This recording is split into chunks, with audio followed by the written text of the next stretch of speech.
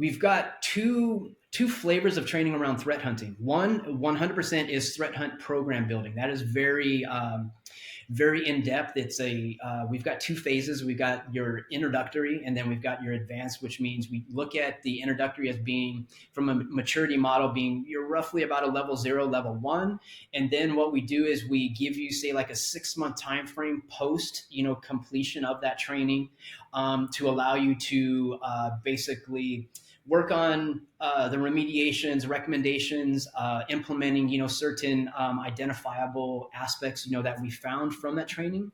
And then that second piece is revisiting, okay, where did we leave off?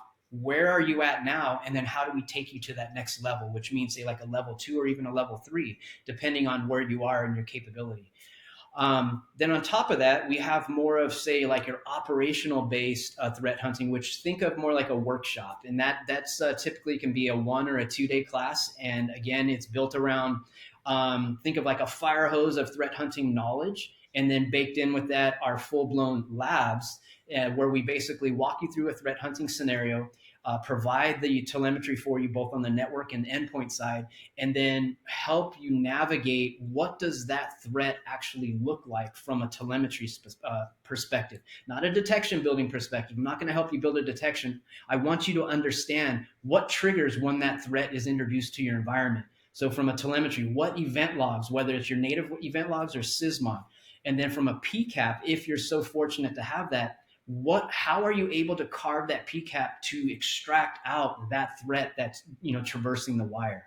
So that's the level of detail within the two different types of training that we provide clients. I mentioned that one of the things I like about the training itself is that many threat hunters out there that I've seen that are starting out their programs, they are only thinking, for example, I'm only going to log Windows, and now they hear this discussion, they go like, oh no, I need to log in on the devices.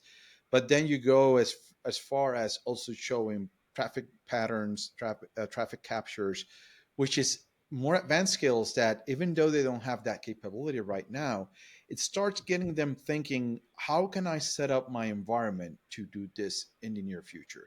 It gives them that roadmap of where can I kind of like point to and go so I can grow my capabilities to be more efficient, which is, and also gives them that foundation of knowledge that they go like, oh, if we're going to do it, we need to do it this way. So we're able to achieve this, which is very important.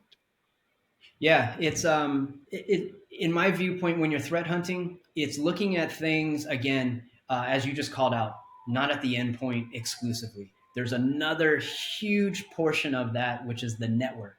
And if you're capable and understanding of, from an infrastructure perspective, where can I tap the wire to give me that viewpoint at the network layer? That'll help you increase your capability of detection, which then ties into threat hunting. It gives you another avenue to dive into from a threat hunting perspective, because again, as you're working with threats, you'll notice from an endpoint perspective, yes, you'll have specific EIDs, from a Windows side, the event IDs to work off of. But then you'll also realize those EIDs actually, there's a lot of correlating information that transfers right into a packet that you could extract. LDAP would be a prime example.